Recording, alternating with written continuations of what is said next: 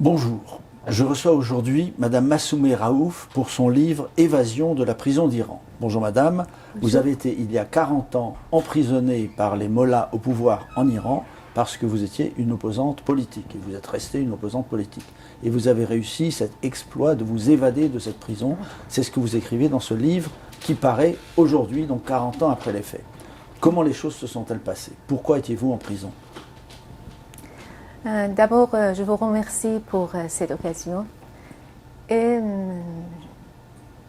je appartiens à la génération de la révolution anti-monarchique de l'Iran en 1979, quand le régime de Shah a été renversé par le peuple.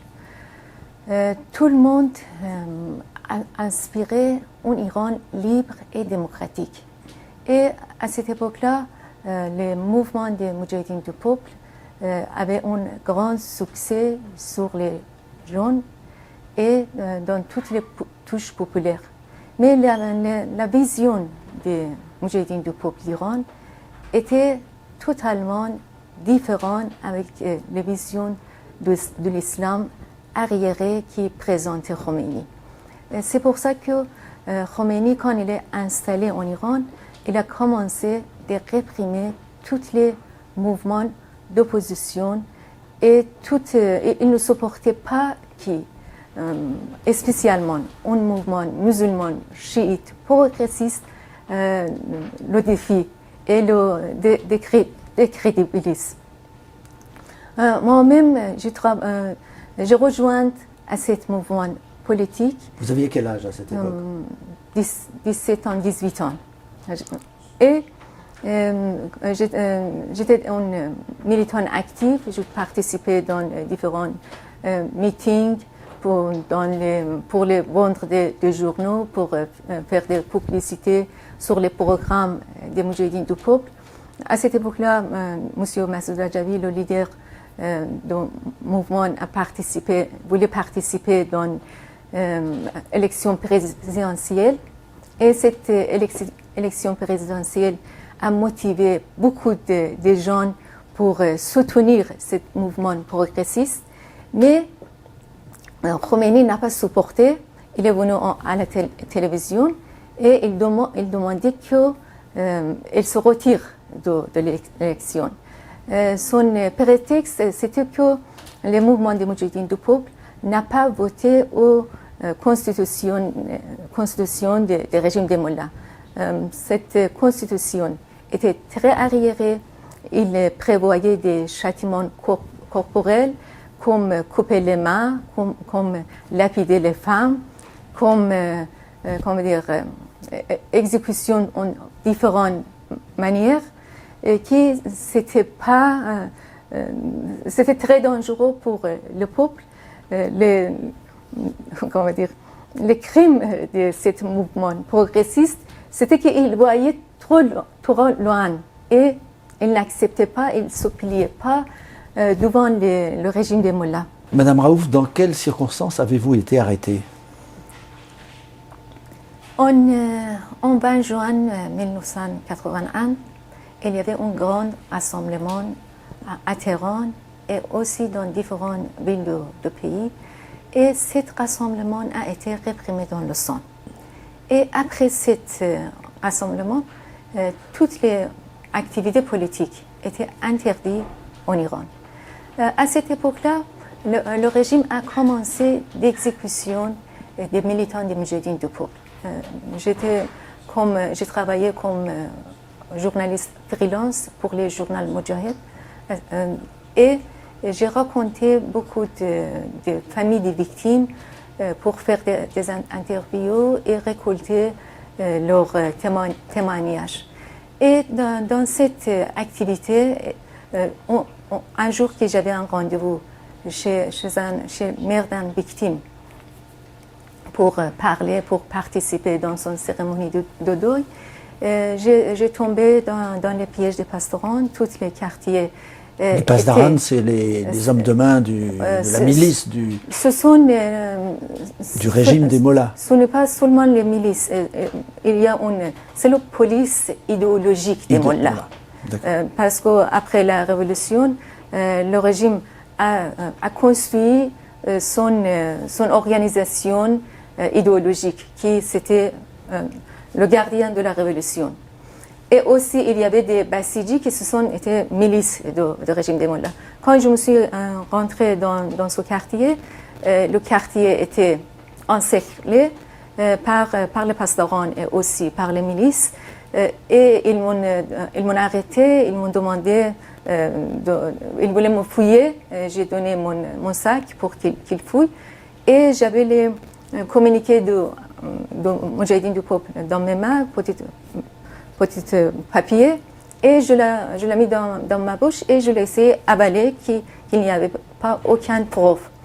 Et les pastorans m'ont empêché d'aller loin et ils m'ont demandé de monter dans la voiture et je n'ai pas accepté et ils ont m'ont emmené aux forces.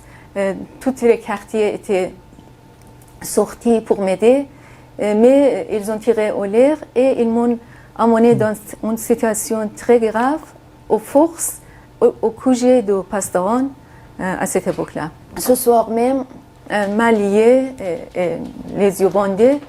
J'étais sous les interrogatoires avec des flagellations, des coups de partout.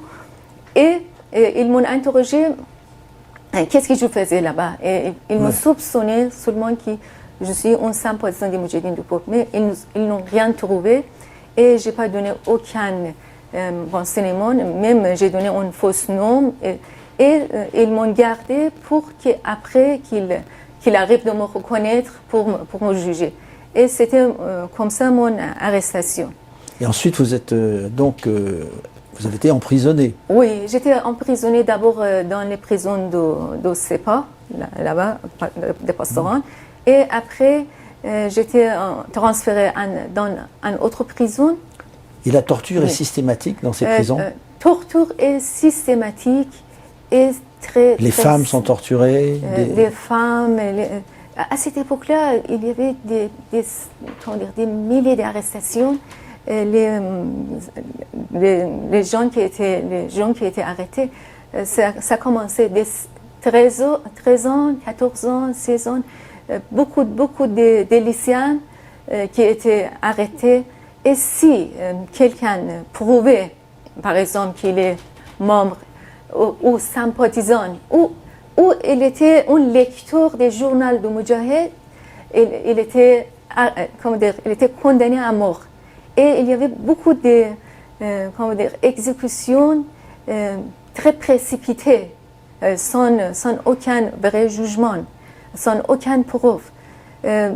Dans vos proches, combien de personnes ont été exécutées comme ça? Tout le monde a été torturé. Tout le monde a été torturé, différentes tortures. On a dénommé 74 manières de torturer les gens. Et les principales tortures étaient flagellation, dans différents endroits, les pieds, les dos. Ça dépendait les tortionnaires qui on était dans ses mains.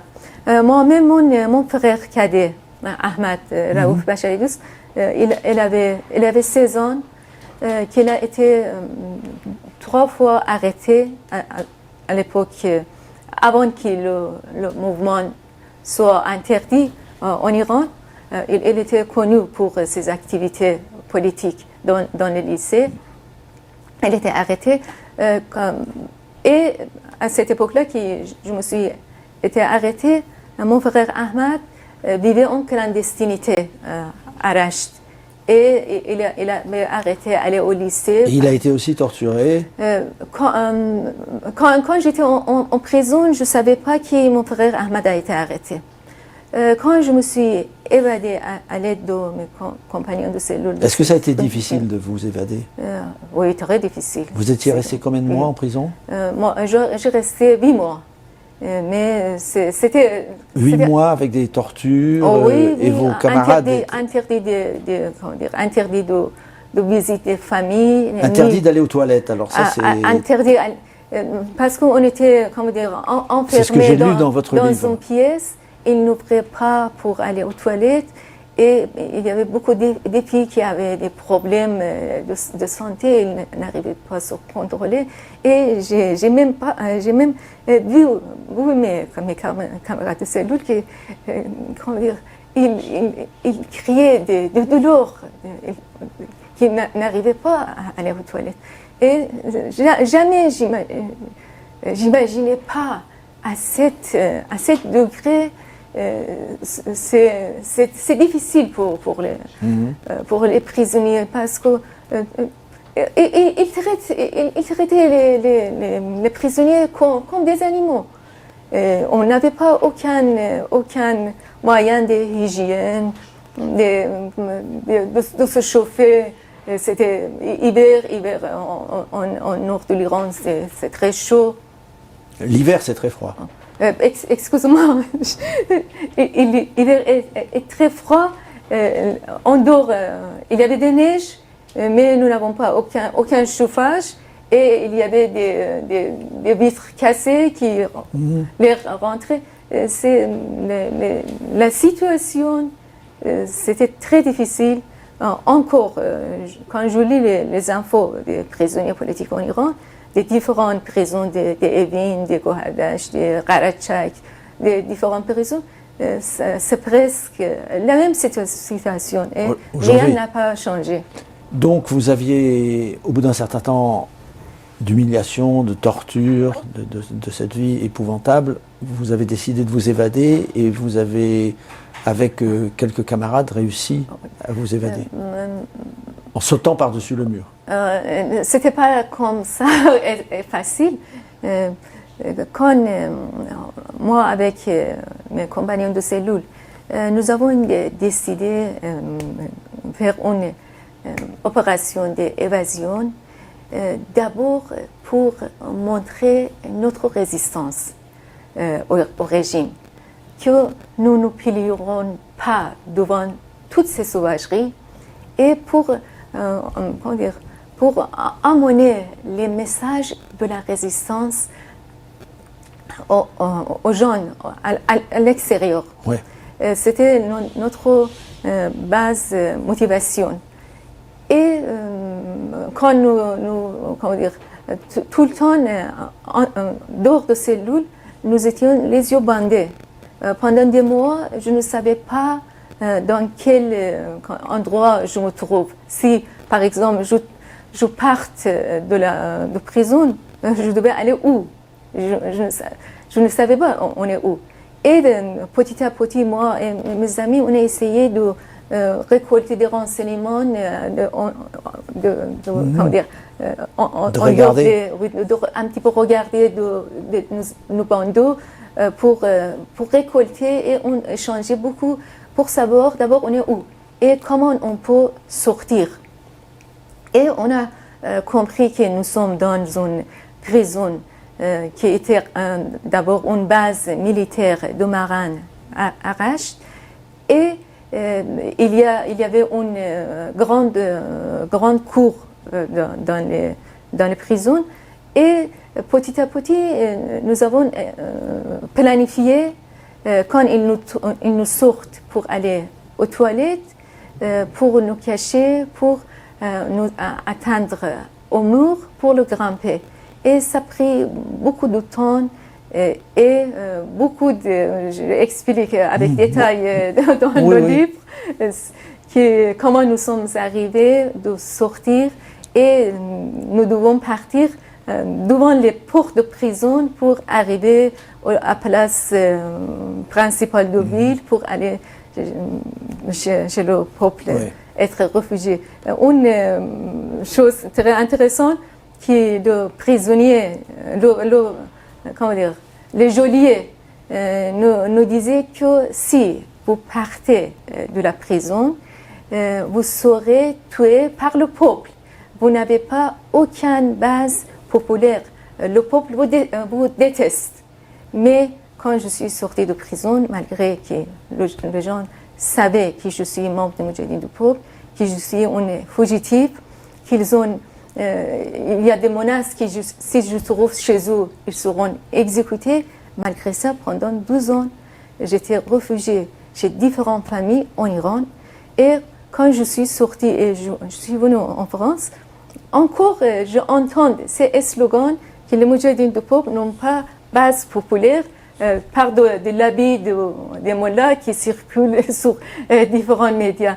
Et c'est le même, comment dire, c'est le même slogan, c'est le même parole de mes geôliers. Et la réalité, ce que j'ai vécu, ce que j'ai vu, c'était tout contraire.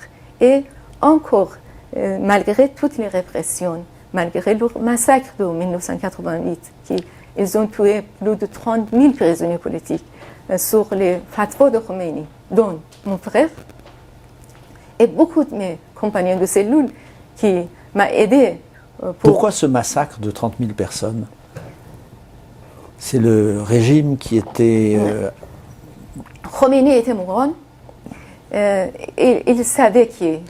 Alors je signale que Amnesty International a écrit un livre là-dessus, tout à fait indépendamment de vous, et vous allez publier là prochainement cet ouvrage. Crime contre l'humanité, 30 000 prisonniers politiques. C'est les témoignages que vous avez recueillis, vous, de votre côté, avec les identités de ces personnes qui ont fait partie de ces 30 000 prisonniers politiques. Alors, ce qui est intéressant, c'est que l'actuel président de l'Iran, il a, je ne sais pas si c'est lui qui dirigeait ça, mais il a fait partie des commissions de la mort. Des organisateurs de ces massacres.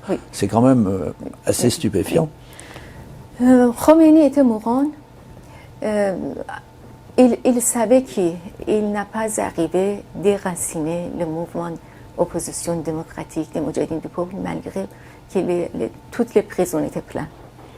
Et il savait que personne ne pouvait être si sanguinaire comme lui.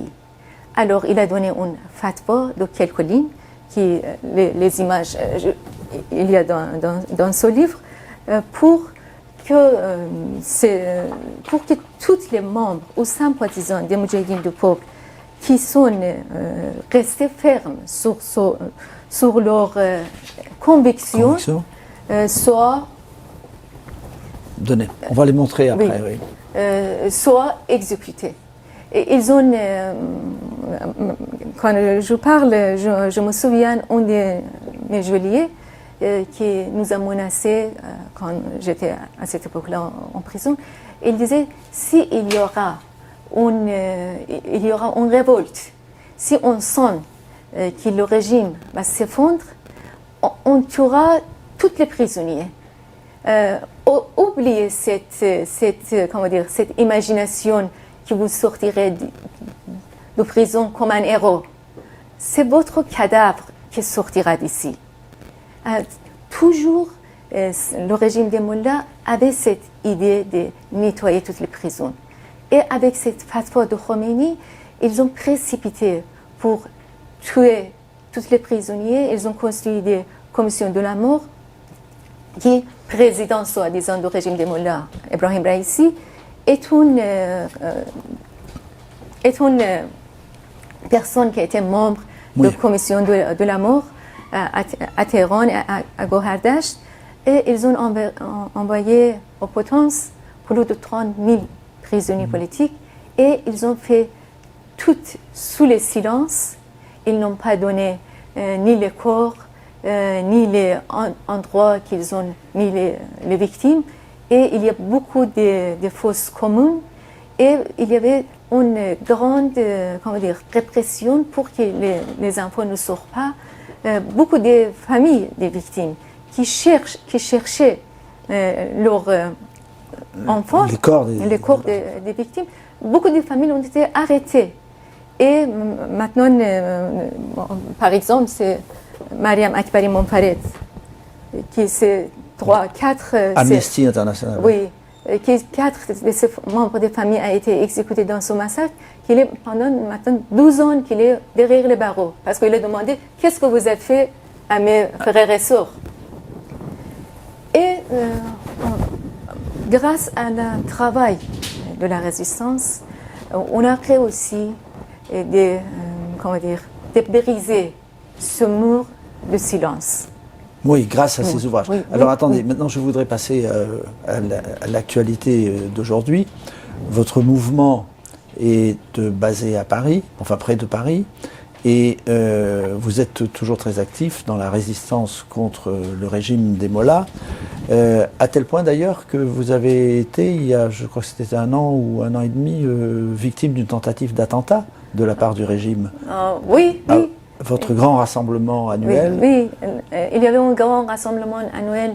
C'était à Villepinte. À Villepinte, c'était 2018, qui Madame Rajavi, notre leadership, était l'orateur principal. Et il y avait beaucoup de personnalités françaises, américaines, européennes.